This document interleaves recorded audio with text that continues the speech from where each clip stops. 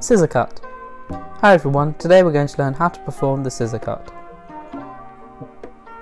Start in straddle grip, where your index finger is at the top of the short edge, your middle and ring fingers are at the long edge, and where your pinky finger is at the bottom short edge.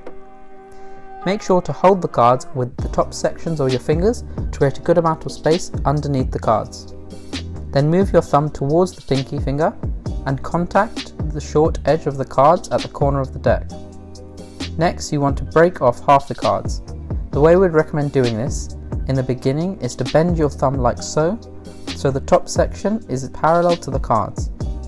Then, using the side of your thumb, you need to make contact with the cards and lift the cards up slightly, clearing the top of the pinky finger. From this point, rotate the packet outwards like so using your thumb. Once the top packet has cleared the bottom packet like so, you want to apply a bit of pressure downwards with your middle and ring fingers to pivot the deck around the index and pinky fingers, creating a gap for this packet to be moved underneath the other packet.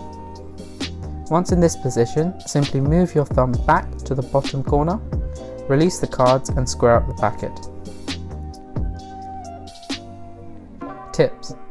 When performing the scissor move, fully extend your thumb to allow the packet to clear the bottom packet.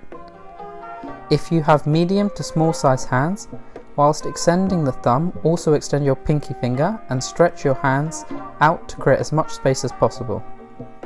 To perform the reverse of the move, start in the same way, but at this point break off half the deck by pulling the bottom packet downwards and dragging the cards out to clear the pinky. You will need to allow the pinky to move around and slide along the short edge, adjusting the grip as you drag the packet out. From here, move the thumb and extend the pinky and hand.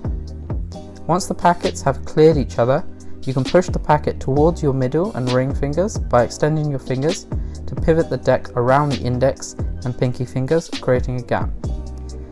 I personally like to let the packet slip down my index finger like so by moving my pinky and index fingers apart slowly.